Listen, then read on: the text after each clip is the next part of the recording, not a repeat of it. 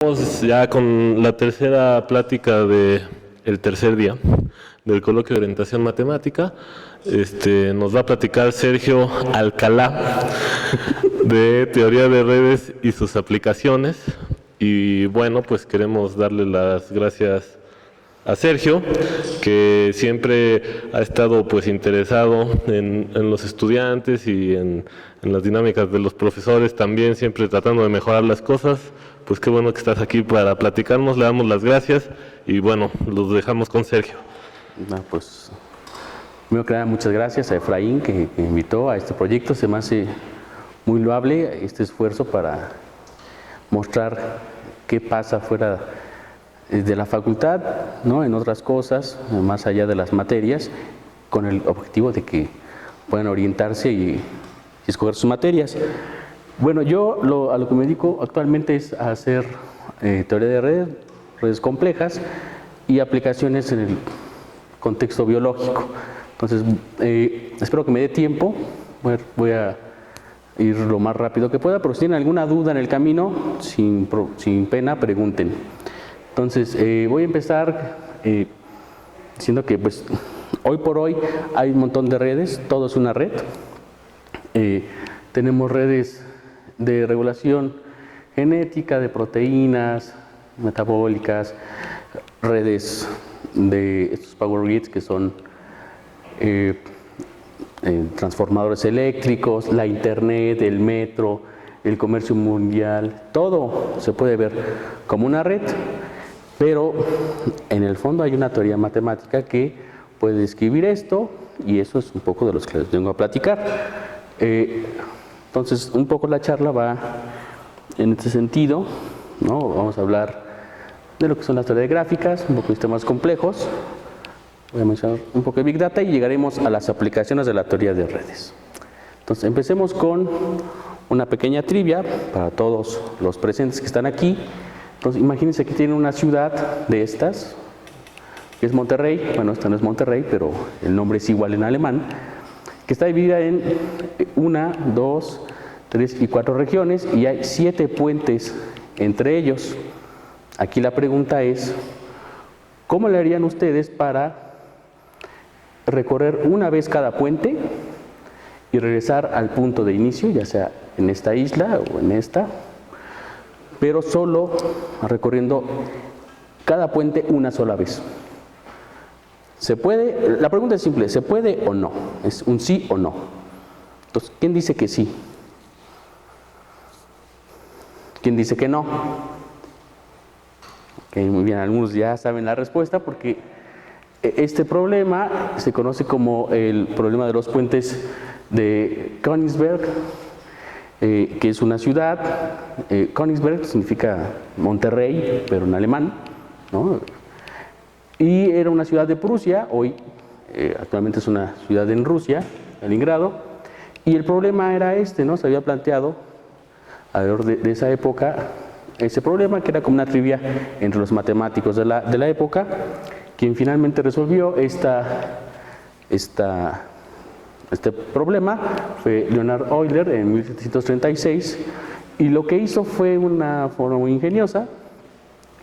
Modeló de alguna manera la ciudad, vio que se habían unos puentes y puso que cada uno de estos puntitos era una de las islas y entre líneas dibujó los puentes. La respuesta es efectivamente que no se puede porque necesitarías un número no par, bueno, par, cada vez que entras y sales necesitas un número par, ¿no? Entonces, la respuesta es no, pero lo importante de este hecho es que modelar la idea de mandar esto hacia este dibujo tan simple es lo que dio pues paso a lo que hoy conocemos como teoría de gráficas, que es en lo que voy a centrar un poco la plática, dado que está más orientada a matemáticos. Bueno, ¿qué es una gráfica? Una gráfica es literalmente dos conjuntos, un conjunto de puntos y un conjunto de parejas ordenadas, que llamaremos aristas, entre cada uno de los puntos. Obviamente el conjunto de parejas ordenadas es un subconjunto de B cruz B, ¿no? Donde B son el conjunto de vértices, o nodos, que es como le llamamos los que hacemos redes. Bueno, esto además se puede representar de forma matricial con una matriz de adyacencia. Cada uno de estos renglones representa uno de los nodos y cada una de las columnas también. Si hay un camino, una arista entre un nodo y otro, ponemos un 1, y si no lo hay, ponemos un 0. Y así de fácil podemos transformar este elemento matemático en una matriz que cumple los elementos de la álgebra lineal, ¿no? Bueno, esta matriz de adyacencia se puede generalizar, así como se pueden generalizar las redes, ¿no? No solo podemos poner una conexión entre cada uno de los vértices, como le llaman los matemáticos, o nodos, como le llamamos los que hacemos redes, y yo que soy físico, ¿no? Y los físicos también le llaman nodos. Entonces podemos poner dirección, incluso podemos ponderarlo, es decir, si esto fuera una relación de amigos, ¿no? A lo mejor no necesariamente A es amigo de F, como aquí se ve, más bien F de A, pero A así es muy muy amigo, ¿no? 0.9 o 90% amigo, o a lo mejor B solo es 30% amigo de B. Entonces podemos ponerle, además de una conexión, ponderar, ¿no? Ponerle un peso a esa interacción, o bien una dirección. Bueno, la teoría de gráficas es todo un tema en matemáticas que empezó justamente a finales del 1750 en adelante, y tiene pues un montón de teoría escrita. Hay muchos libros, es una de las ramas de las matemáticas, pero no solo las matemáticas, también las ciencias de la computación han tomado a la teoría de gráficas para trabajar, y no solo eso. Podemos modelar con un grafo muchísimas cosas, ¿no? Se han usado para representar circuitos eléctricos, moléculas, y en sí el estudio de la teoría de gráficas es interesante, dado que es una subrama de la combinatoria o de otras ramas de las matemáticas. Entonces, si ustedes quieren hacer redes, un buen inicio, si son matemáticos, es tomar teoría de gráficas, o si son computólogos, tomar teoría de juegos y teoría de gráficas, que las dan juntas. Básicamente también se usa para modelar muchísimos problemas en computación. Y bueno, ¿no? Hay desde el estudio de los grafos completos, cuántos hay, cuántas conexiones puede haber, ¿no? Se puede demostrar fácilmente, que el número de conexiones totales entre cualesquiera n nodos es n por n menos 1 entre 2, que son las combinatorias de n en 2. ¿Cuántas posibles parejas hay entre un conjunto de nodos? También otro estudio que ha llamado la atención, sobre todo en computación, es el estudio de árboles, que son grafos o gráficas. Aquí sí, no sé, en la facultad le llaman gráficas, en el resto del mundo de habla hispana le llaman grafos, aunque el nombre es graphs, ¿no? Y estos son árboles que son grafos que no tienen ciclos, es decir, no hay un camino que regrese al mismo nodo. Entonces, pues, ustedes lo ven, parece un arbolito. Aquí no hay un camino que regrese al nodo 4, ¿no? Y estos tipos de gráficas también tienen sus propiedades muy particulares. Tal vez el elemento en matemáticas más famoso es, que se ha resuelto con teoría de gráficas, es probar, o tiene que ver con el teorema de 4 colores, que tiene que ver cómo colorear las regiones de un mapa, y se puede mostrar que con 4 colores. Este teorema fue, la teoría de gráficas ayudó a mostrar cómo es este teorema. Bueno, hasta aquí voy a hablar de teoría de gráficas porque yo no soy matemático, soy físico, y entonces voy a hablar como nos va en la feria, ¿no? Entonces yo veo a las gráficas como redes.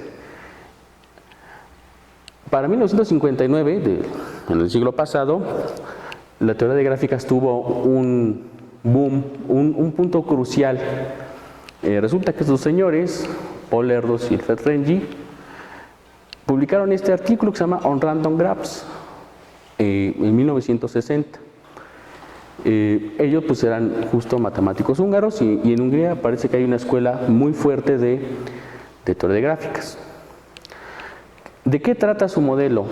Bueno, ellos no se trata de estudiar gráfica, sino se trata de construir una gráfica bajo una cierta idea, bajo un modelo. Entonces, en este modelo tomamos n puntos, n nodos fijos, una n fija, y los conectamos con una probabilidad binomial. Es decir, echamos un volado o con cierta probabilidad decimos, me tomo una pareja de nodos y si la probabilidad es tal, entonces los conecto o no. Y esa es básicamente la idea básica del modelo. Si uno hace como las cuentitas, pues puede ver que dependiendo del número de ensayos, pues vas teniendo que esto se va conectando, o si tienes más nodos puedes tener muchas conexiones. Ahora bien, uno podría pensar que esto es un modelo muy bueno para redes, ¿no? Pues yo voy por la calle, me encuentro una persona al azar, me hago su amigo, pues entonces ya somos amigos. Si en el Facebook voy navegando, puedo hacer amigos al azar. Sin embargo, aunque pareciera un buen modelo, no lo es. Ahorita voy a regresar más adelante. Bueno, el modelo de Erdős-Rengyi es básicamente esto, ¿no? De m posibles aristas, vamos a construir un número m. Este modelo, pues básicamente es así, ¿no? La probabilidad de tener m aristas por la probabilidad de no tenerlo, donde m menos esta m es las combinaciones de las parejas de n-1 entre 2. Y resulta que si uno se fija en la distribución de conexiones de cada nodo, es decir, si yo me pregunto, en promedio, ¿cuántas conexiones tiene este nodo? O en promedio, ¿cuántas conexiones tiene este nodo? Voy a encontrar que tienen un número determinado, que es este. Y entonces yo puedo calcular la distribución de cuántas conexiones tiene cada nodo, es decir, la distribución de probabilidad de las conexiones, y va a ser algo como esto. Si uno hace n muy grande, si el número de nodos es muy grande, esto tiende a esto, que es una distribución de Poisson. Y hasta ahí se publicó el modelo y era algo muy interesante. Sin embargo, en este punto llamó la atención de otros colegas, bueno, de los físicos. ¿Por qué? Porque justo en la física estadística se habla de distribuciones de probabilidad, y una distribución de Poisson es una distribución que se estudia en física estadística. Entonces, este modelo de Erdős-Rengyi llamó mucho la atención de los físicos de la época y se empezó a estudiar. Ahí, cuando los físicos metemos nuestra cuchara. Bueno, esto es como se ve una gráfica aleatoria. Nosotros graficamos el número de conexiones que tiene cada nodo, vamos a encontrar algo así, es como una media, es decir, casi todos los nodos tienen el mismo número de conexiones. Es una distribución normal, es como las edades. Imagínense que cada uno de estos es la edad de alguien, y entonces si nos fijamos en la facultad, la de los estudiantes, ¿no? De los profes, es una normal, ¿no? Es decir, oscilará, la mayoría tendrá 20 y cacho, ¿no? Y pues habrá unos que tengan menos y unos que tengan más, pero pues es básicamente así. Lo mismo, el número de conexiones de estas redes de cada uno de los nodos es una distribución normal. Casi todos los nodos tienen el mismo número de conexiones, cosa que no pasa en la vida real. Ahorita veremos. Además de eso, llamó poderosamente la atención de los físicos el siguiente hecho. Si yo juego con esa probabilidad con la que voy conectando nodos, cuando yo paso de este valor ocurre algo interesante. Yo puedo estar jugando con el modelo y voy a tener cachitos de red que llamamos islas, y puede que no se conecten entre ellas, ¿no? Así como este componente, este que está ahí aislado, pues no le tocó bailar con nadie. Sin embargo, cuando yo hago que la probabilidad sea 1 entre n-1, ocurre este fenómeno que se llama percolación. Todos los nodos se conectan en un solo componente, es decir, todos están conectados de alguna forma entre todos. Y eso fue algo muy muy interesante. Es algo que ya se había visto en cosas como física estadística. Aquí es donde justamente los físicos metimos la cuchara. En física estadística el asunto es poder describir propiedades macroscópicas a partir de interacciones microscópicas, como en un gas. Aplicamos mecánica y eventualmente tendremos la temperatura del gas. Y entonces pues se trata mucho de transiciones de fase, etcétera, y justamente esto que vimos aquí en física es una transición de fase. Es como si pasaran del estado líquido al sólido en el agua o del sólido al gaseoso, pero se dio con un objeto matemático que no tenía nada que ver, que no tiene propiedades físicas, o sí, no sabemos.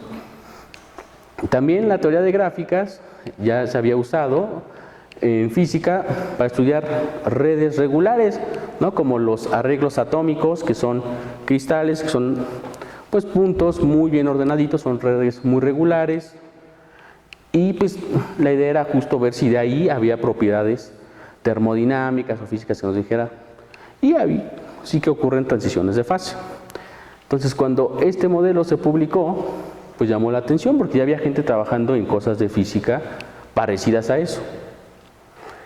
Y tiene que ver algo que se llama percolación. Es decir, si ustedes han hecho café, supongo, en una cafetera de estas de filtro, ¿cuánto tarda en pasar el agua desde que la echan al café hasta que baja? Tarda un tiempo determinado. El momento que toda el agua pasa desde aquí hasta acá, por los granos de café, se dice que el líquido percoló. Y ese es un tema muy estudiado en física estadística. Sin embargo, eso de que las redes se junten todas en un solo componente, en una sola isla, pues tiene que ver, se parece mucho a percolación. Y de hecho ocurre justamente esta transición de fase. Bueno, el hijo pródigo de la física estadística es los sistemas complejos. Entonces, no sé si han escuchado hablar de los sistemas complejos. Bueno, los sistemas complejos tratan de hacer exactamente el mismo enfoque de la física estadística, de a partir de propiedades microscópicas capturar propiedades macroscópicas de sistemas. Esta es la foto de una parvada. ¿Han visto una parvada, aunque sea pequeña? ¿Han visto cómo todas las aves? Pues hay unas cosas que son así, unas parvadas gigantes o cardúmenes de sardinas que se mueven como si fueran un fluido, una cosa así, pero son peces y la única instrucción que tienen es: si ves que el de al lado se voltea, tú también te volteas. Y aquí es donde dices, bueno, puedo estudiar elementos individuales, puedo estudiar un pez uno por uno y hacer estadística y obtener el movimiento de la parvada o del cardumen. Y la respuesta es no, porque aunque son muy simples, las interacciones son no lineales, pueden ser caóticas, y entonces estos sistemas complejos llevamos un ratote tratando de aplicar pues, técnicas de física no lineal para entender estos tipos de sistemas que son súper comunes, como pues, un panal de abejas. Si uno estudia la abeja, no necesariamente estudia el panal, igual con los hormigueros. ¿Qué se dice de las personas, no? O sea, una sociedad no es el resultado de la interacción lineal de todas las personas, es complejo. Y en esos sistemas sí que ocurren, y es muy común ver cosas de autoorganización que en un modelo muy básico que se llama modelo de Ising se puede modelar a través de una transición de fase. Se dice que los espines de los átomos se ordenan, se organizan, y en el momento que se organizan ocurre una transición de fase. Entonces, ese modelo de Renyi ya había estado como dando vueltas en la mente de muchos físicos estadísticos y de los hijos de los físicos estadísticos, que son los complejólogos. Y bueno, como les dije, lo simple de los sistemas complejos es que las interacciones son muy pequeñas. Sin embargo, los sistemas son grandes, muy, muy grandes. Por ejemplo,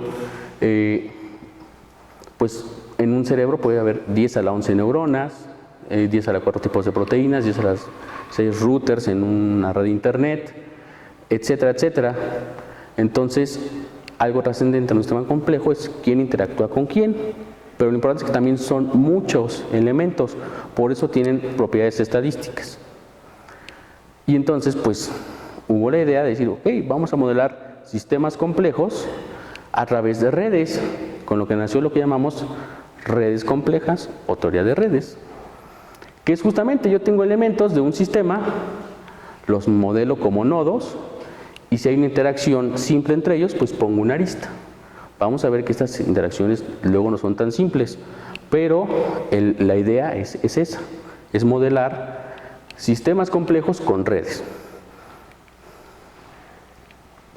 Y aquí básicamente es, lo que quiero resaltar, la diferencia grande entre teoría de gráficas y teoría de redes es justamente el número de elementos que hay.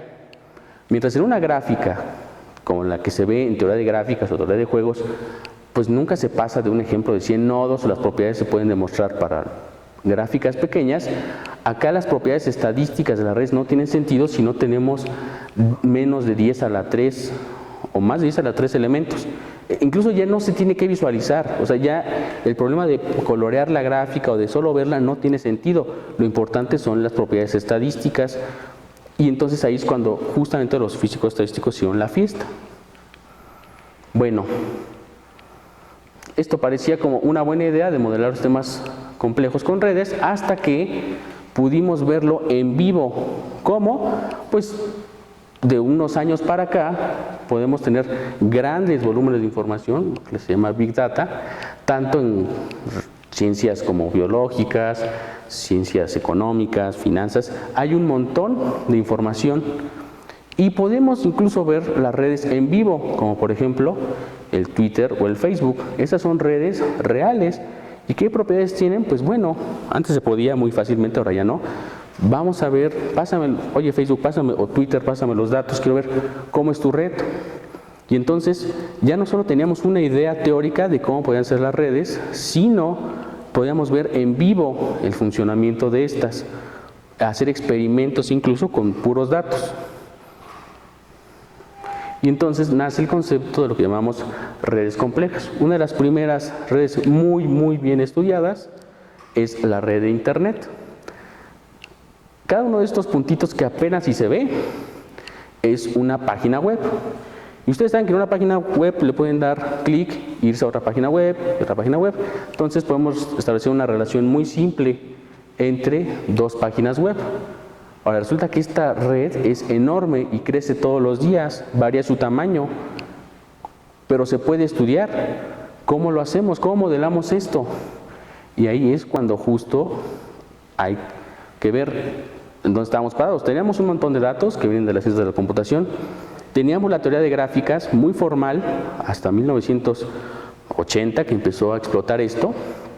Y tenemos propiedades de física estadística. Entonces, bajo esos tres pilares se sustenta la teoría de redes. De los puros datos podemos encontrar redes naturales y podemos estudiarlas. Entonces, como ejemplo, pues podemos ver, esta es una red trófica, ¿no?, donde cada nodo es una especie y pues uno se come al otro, y entonces si una especie se come a otra, podemos meter una relación, y esa pues bueno, es una red chiquita. Tenemos redes de transcripción donde si un gen regula a otro, al final voy a explicar eso, podemos tener una relación. Entonces hay redes biológicas a nivel proteómico, a nivel genómico, que está muy en boga. Hay redes de interacción de proteínas. Si una proteína interactúa con otra o es el sustrato para que otra funcione, podemos tener. Y entonces ustedes pueden decir, pero pues, ¿qué está haciendo Sergio? Me está mostrando la misma foto, solo que con colores diferentes. No, estas son redes diferentes y son redes reales inferidas de datos. Esto es solo un pedacito de toda la red, porque les digo que el asunto no es visualizarlas, es ver cómo se comportan sus propiedades. Entonces, no es la misma red, son redes diferentes, aunque se parecen mucho en algo que llamamos topología de la red, es decir, la forma que tiene la red.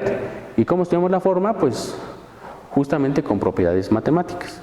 Esta es una red de neuronas de un gusanito que estudian los biólogos, que se llama C. elegans.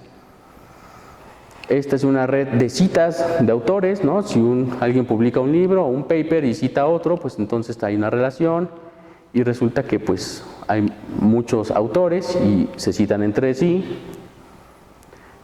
Esta es un caso muy chistoso porque la IMBD, que es una página que hoy pueden consultar todos los días, ya tenía desde hace mucho los registros de las películas, qué actores habían actuado en tal película, y eso es una base de datos pública. Y entonces las redes de actores son pues muy ejemplares de lo que estamos hablando. De hecho hay algo que se llama el efecto Bacon, donde un actor llamado Kevin Bacon dijo, pues yo he trabajado con medio Hollywood o hasta más. Entonces le dijeron, pues qué arrogante eres. Y dice, no, mira, yo he trabajado en la película tal, que está Brad Pitt, y Brad Pitt ha trabajado con Edward Norton, que a su vez ha trabajado con... Y haciendo ese ejercicio no pasa de 6 números, de 6 brincos. A eso se le llama efecto de mundo pequeño. Lo mismo pasa con los autores de papers, y se llama el número de Erdos. ¿Alguien ha escuchado el número de Erdos? El matemático ese Paul Erdos que les puse hace rato, pues publicó en su vida muchos artículos y a su vez colaboró con alguien que seguramente colaboró con alguno de sus profes, porque el número de Erdos no pasa tampoco de 6. Es muy pequeño, de ahí viene el concepto ese de el sexto grado o los 6 grados de separación que tal vez han escuchado. Esta otra vez es la internet.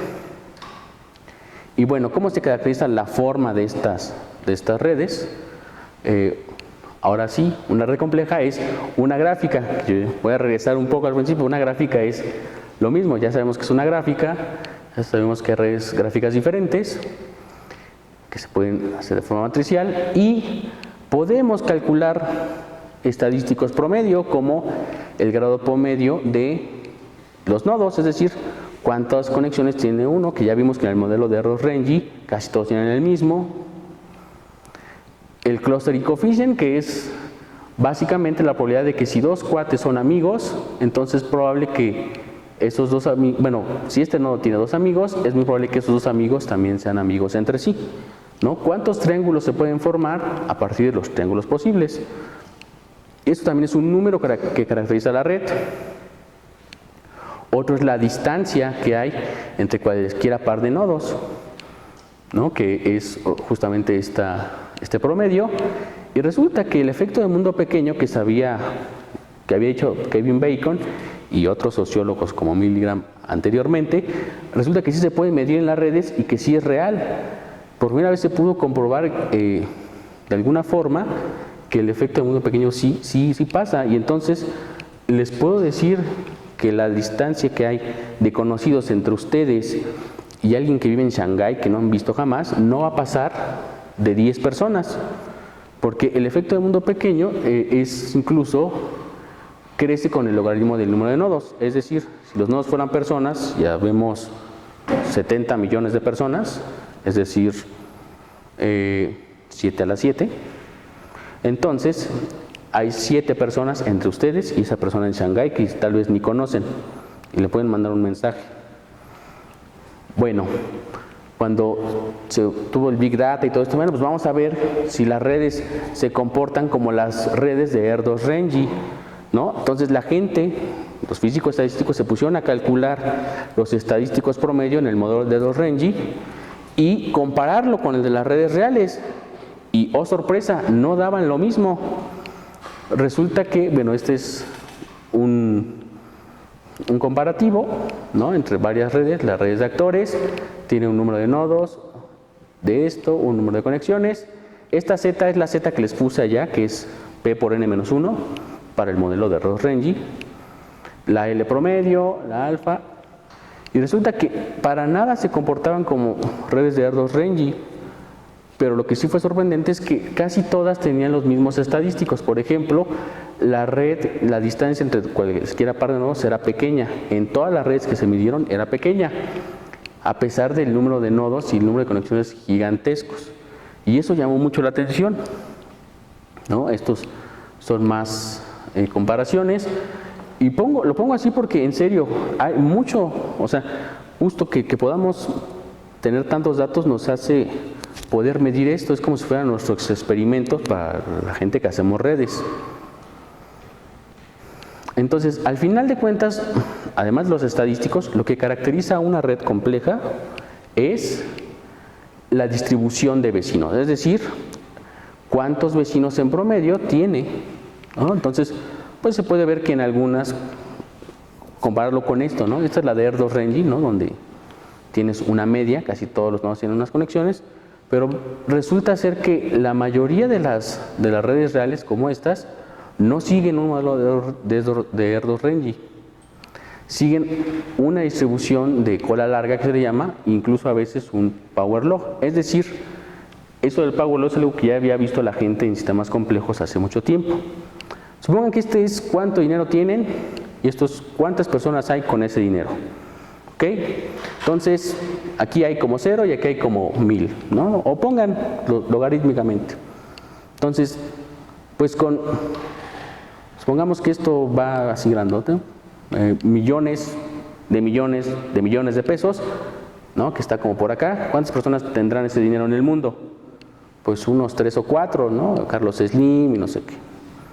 Y ahora vayámonos para acá donde pues hay muy poco dinero, o sea, pues gente con un peso, ¿no? Aquí a lo mejor pues está un peso.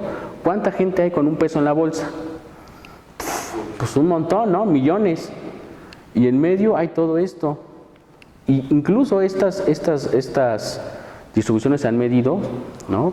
Pareto es alguien que ha medido estas leyes y OSIF. Entonces estos power laws o leyes de potencia son muy conocidos. Así es como se distribuye la riqueza y un montón de cosas. Ahora, nada que ver con estas redes aleatorias que ya habíamos visto. Entonces, bueno, ¿cómo creen que son las conexiones en las redes? ¿Son como esta o como esta? Los que ya saben no digan. Son así. Solo piensen en el Twitter. ¿Alguno tiene Twitter? ¿No? Changos. Bueno, yo tengo Twitter y a mí me siguen unos 10 personas. Eso es porque yo no soy Justin Bieber, ¿no? Justin Bieber tiene millones de seguidores, o Lady Gaga, o el Papa, o Obama. Pero esos son como 10 personas que tienen 1 millón de conexiones en Twitter, pero casi todos andamos por acá. O sea, esto no tiene que ver con el dinero, también es un principio como de organización que se da naturalmente. Parece que los que tienen más acumulan más y los que tenemos menos, cada vez tenemos menos. Entonces, eso es muy interesante. Nada que ver con este caso utópico donde casi todo el mundo tiene el mismo número de conexiones o el mismo número de dinero. ¿Sí? ¿Hasta aquí alguna duda? ¿Todo bien? Yo me estoy siguiendo súper rápido y si tienen alguna duda, díganme. Bueno, en 1998 estos dos señores, Steven Strogatz, que ya había que era una eminencia en cosas no lineales, se junta con este traidor que se fue a Microsoft, ¿no? Y hacen, los estudiantes y publican un modelo de redes de mundo pequeño. Ellos estaban ahí interesados. Strogatz siguió se fue a Microsoft y Strogatz siguió publicando cosas de redes. Bueno, ¿qué nos dice el modelo de redes de mundo pequeño o de Watts y Strogatz, conocido? Pues tiene una red como esta, una red muy regular, ¿no? Donde solo tienes a tus vecinos y a los vecinos de tus vecinos y solo tienes esa conexión. Y con una probabilidad P diferente de 0, agarras a uno y lo reconectas con otro y así vas cambiando las conexiones. Si esta P se acerca a 1, se recupera una red de estas de Erdős-Rengyi. ¿Qué va pasando conforme P es grande? Pues la distancia, imagínate, para llegar de aquí a acá, ¿por cuántos nodos tenemos que pasar? Por 1, por 2, por 3, por 4, por 5, o sea, la distancia es larga. Cuando hacemos el recableado, esta distancia se hace corta. Entonces, simplemente era el juego de decir, bueno, vamos a reducir la distancia entre redes. Y el modelo, pues, acabó en una red aleatoria. Las redes de Erdős-Rengyi sí cumplen el principio de que la distancia es pequeña también. Pero no solo eso. Resulta ser que para P pequeña, el clustering coefficient, el el número de triángulos promedio es grande y conforme van haciendo la P1, este va bajando. Sin embargo, en esta zona que está aquí, el modelo convive o modela muy bien la realidad. Casi todas las redes complejas que conocemos hoy tienen un clustering coefficient alto y una distancia pequeña. A la fecha no hay un modelo que las reproduzca, ¿sale? Entonces, y eso es lo que se anda buscando. Para octubre de 1999, este señor y su estudiante Reka Albert publican en la revista Nature el modelo de Barabás y Albert, que es muy en la onda, y 2 años después publican Statistical Mechanics of Complex Networks, que es en una revista de física. Esto se saltó del mundo de la teoría de gráficas al mundo de la física estadística. Bueno, es la misma idea del modelo de Edwards-Rengi. Vamos a hacer una red ad hoc, solo que vamos a hacer 2 modificaciones muy particulares. En vez de tener un número de nodos fijo, este va a ir creciendo en cada paso de tiempo.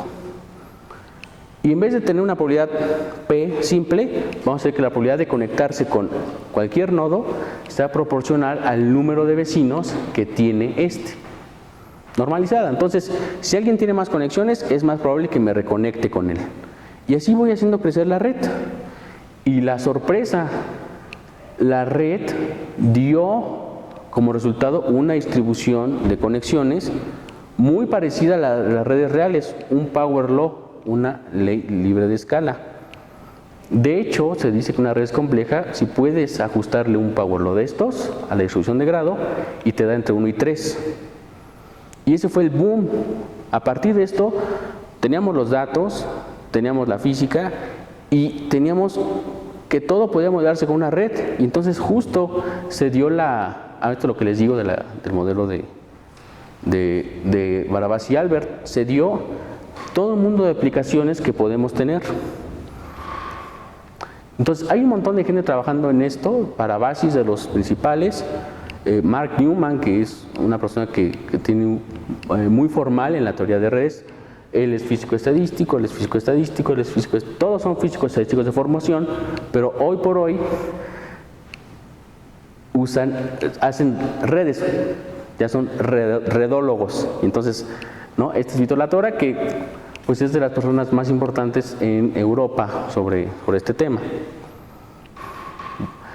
Y si les interesa este tema, les recomiendo que lean este libro de justamente Albert Laszlo Barabasi, que se llama Link.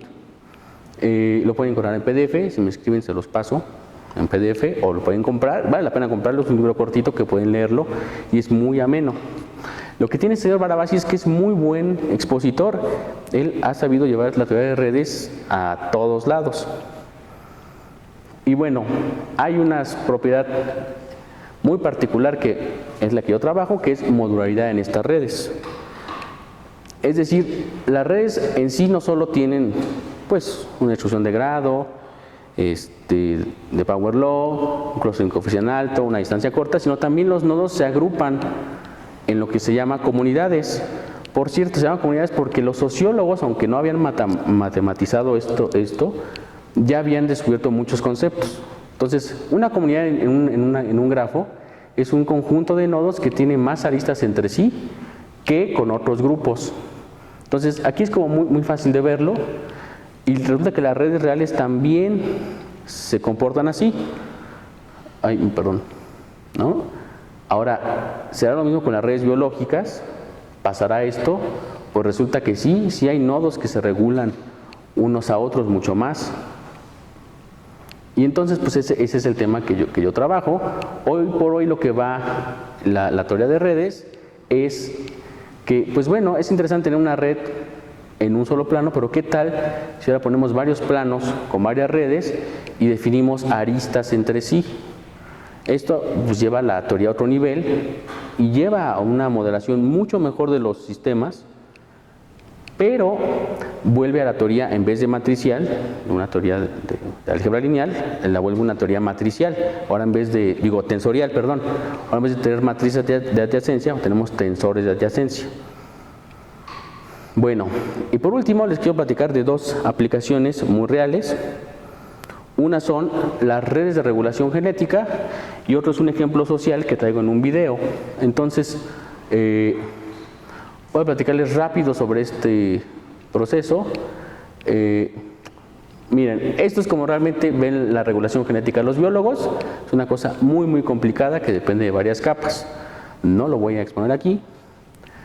Pero básicamente hay unas proteínas que se producen por cierto gen que pueden tapar la expresión de otro gen. Es decir, un gen puede apagar, producir una molécula que apague, que prenda este gen o que lo apague. Entonces quedémonos así con ese, para no meternos en la biología del asunto. Hay genes, un gen X puede prender al gen A, al gen B, al gen C o apagarlo. Y entonces tenemos a través de este proceso que se llama, si hay un biólogo aquí me va a matar porque es un procedillo que se llama, si hay uno, entonces esto se conoce como dogma central de la biología molecular. Así como nosotros tenemos el teorema fundamental del cálculo y las leyes de la termodinámica, los biólogos también tienen sus leyes grandes, ¿no? Entonces, esta es una de sus más grandes leyes, en las cuales un gen tiene una relación con otro, que nosotros podemos modelar con un grafo, pero no tenemos 10 genes, ni siquiera el gusanito ese que les platiqué tiene 10 genes. Nuestro genoma, que se pudo secuenciar hace poco, tiene alrededor de 22,000 genes. Y entonces, pues esto ya no se ve así. Entonces podemos construir redes a partir de datos genómicos, ¿no? Como estos son unos experimentos que llaman microarreglos, los traen, nosotros los analizamos y construimos nuestras redes usando un montón de herramientas computacionales. Y al final pues tenemos esta caricatura, ¿no? Que dice que gracias a lo que hoy conocemos como biología de sistemas, podemos modelar mejor las enfermedades, que eso es lo que hacemos en el Instituto Nacional de Medicina Genómica. Si quieren acercarse a nosotros, ahí está el doctor Espinal, la doctora Yalvi, entonces podemos platicar. Entonces déjenles, voy a poner un video. ¿Alguien aquí usa Mac? Bueno, para que vean que esto de las redes es interesante. Este es un trabajo que se hizo en la Universidad de Zaragoza, en uno de los grupos grandes de redes que hay en Europa, y trata sobre el movimiento 15M, que es como un movimiento muy parecido a lo que aquí hubo hace 5 años, que era el movimiento 132. Se empezaron a medir en el Twitter un montón de etiquetas, de hashtags, y ver cuántos tweets se enviaban entre sí. Y empezaron a construir la red de los tweets que estaban etiquetados bajo eso. Y lo fueron comparando conforme iba creciendo el movimiento de protesta del 15M, ¿no? De los indignados, que le llaman. Entonces, este video está muy padre. Lo voy a poner.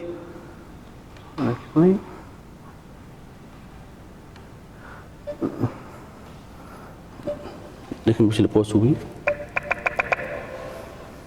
Entonces, aquí va por abajo una línea de tiempo. ¿Cómo quito esto? ¿Así? Ahí están los mensajes. Estas son las etiquetas que se iban y se fueron midiendo en el lugar de origen. Entonces, tomen en cuenta mucho esto de la percolación que les hablé. ¿Ok? Aquí se empieza a ver cómo en Madrid, que es la capital, empiezan a enviarse mensajes etiquetados con esos hashtags, ¿no? A partir del 28 de abril, ¿no? Esto tiene una repercusión, además social, porque este movimiento se organizó a través de estas redes sociales. Entonces, aquí se puede ver cómo se va comparando. Aquí van los eventos, el día, los eventos que van pasando y cómo se van transmitiendo los mensajes. Entonces, para este momento, Madrid ya era un nodo con muchísimas conexiones y empezaba a tener nodos con otras ciudades importantes como Santander, Zaragoza, Barcelona, Palma de Mallorca, y todos estos van, ¿no? Está muy padre la película, pero tomen en cuenta que es conexiones, son links que están entre dos usuarios. Y vean cómo eventualmente el número de nodos se empieza a agregar y las conexiones empiezan a crecer, ¿no?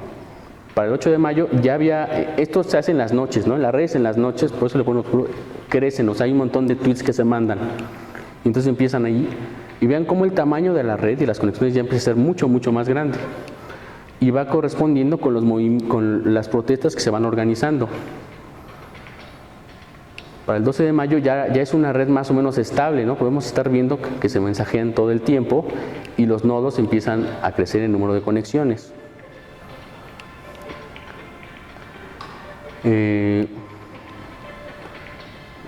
Otra vez, ahí empiezan a ver. Esta ya es la manifestación. Y el día de la manifestación, la red percola, es decir, se hace un componente de todos. No hay momento en el que se deje de tuitear bajo esas etiquetas. Y duró por unos 3 días. O sea, la red está totalmente conectada en ese momento. Si se dieron cuenta, al principio eran pocos nodos, había tweets muy locales en estas comunidades. Pero para este momento la red ya había percolado y ya había subredes de redes y todo estaba pues, muy prendido, pues, ¿no? Y ahí está el momento de la percolación. Esto dura o sea, el 15 de mayo es justamente el día del movimiento.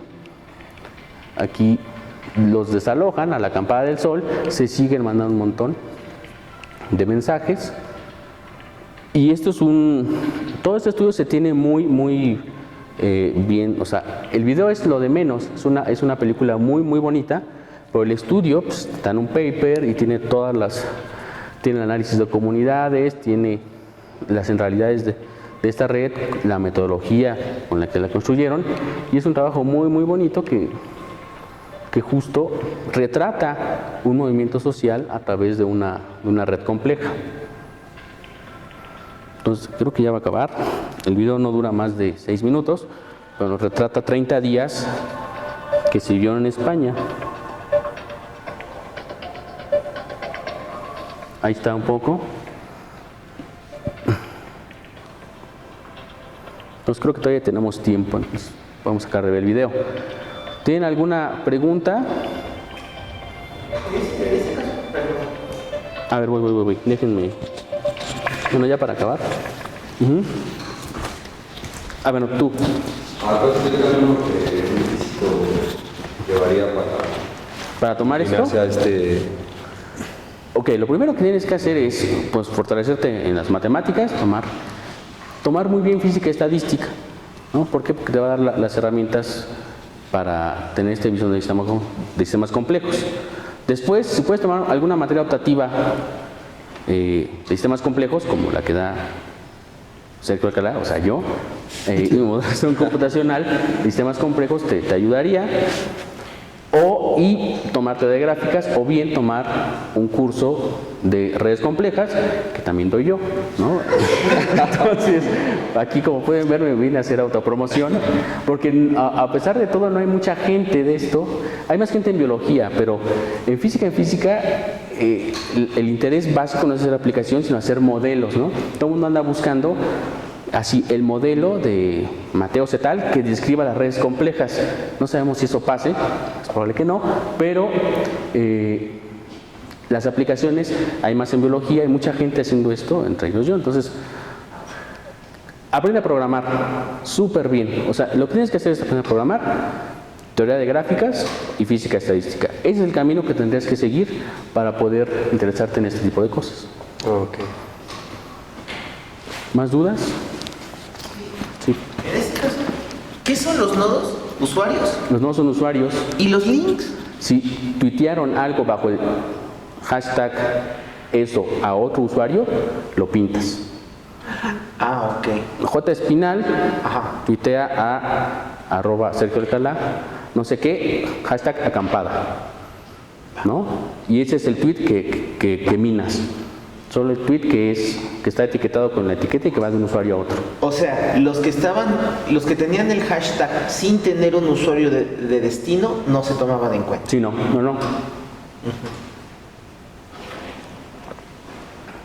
Esta es la banda de Zaragoza. Este trabajo lo hizo Yamir Moreno, que es de las gentes, ¿no? Con Emanuel Ecotzo y otros que andan por ahí. ¿Alguna otra duda? Bueno,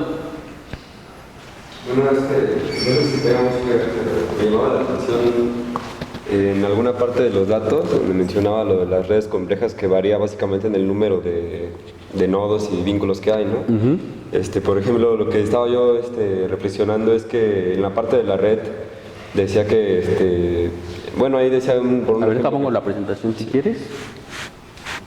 que podría ser, por ejemplo, de 10 a la 9, ¿no? O sea, pero en realidad pues es mucho más grande toda la información que se ha recabado, ¿no?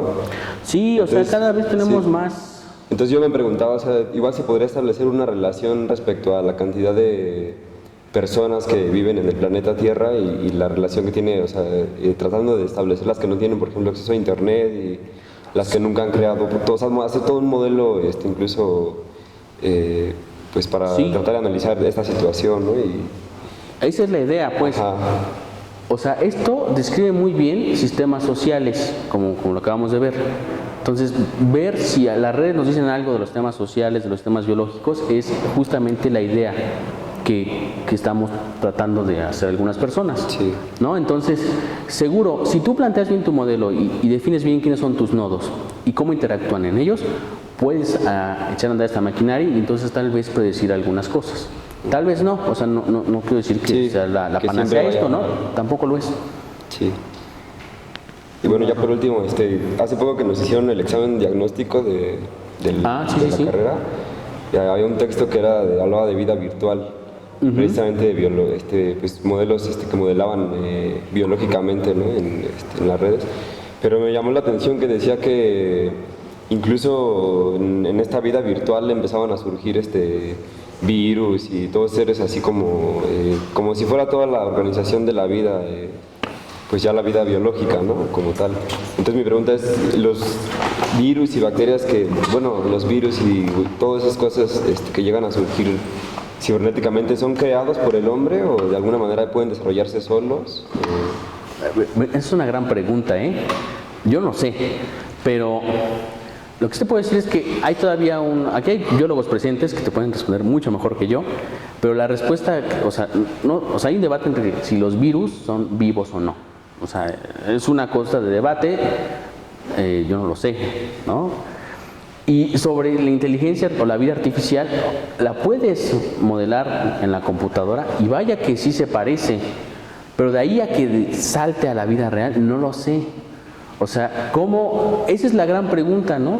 ¿Cómo es que de reglas simples de la física, de la química, de la biología, se dio la vida?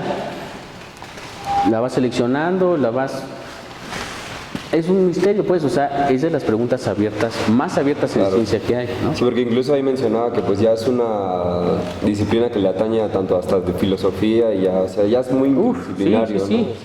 Y hay filósofos de la ciencia, biólogos y biólogos que hacen filósofos que ni te cuento, ¿no? Sí. O sea, ese tema es pues de punta, de mucha punta, ¿no? Y Sí. raya justo en lo filosófico, ¿no? Gracias. ¿no? ¿De qué? ¿Alguien más? ¿Dudas? Bueno, si quieren revisar el trabajo completo de Yamir Moreno y toda esta gente que usó lo del 15M, vayan aquí, http:15m.bifi.es, y ahí está el video, está el paper y está justamente todo el trabajo de esta gente. Y por último, pues muchísimas gracias a Efraín y a todos.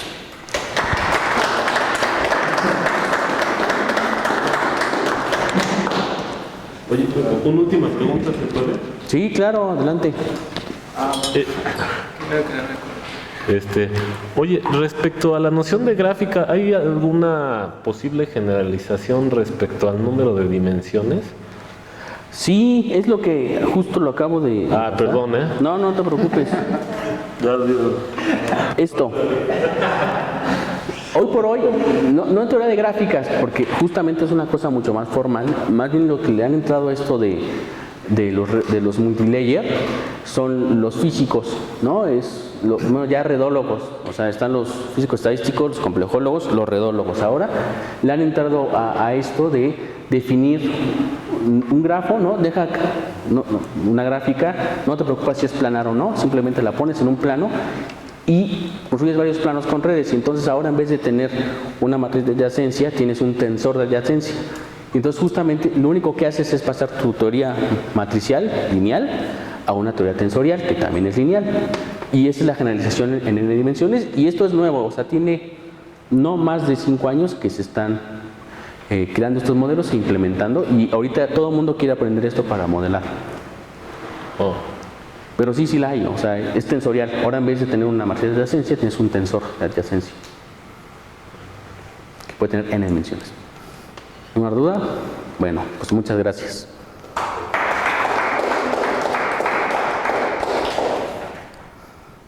Ya.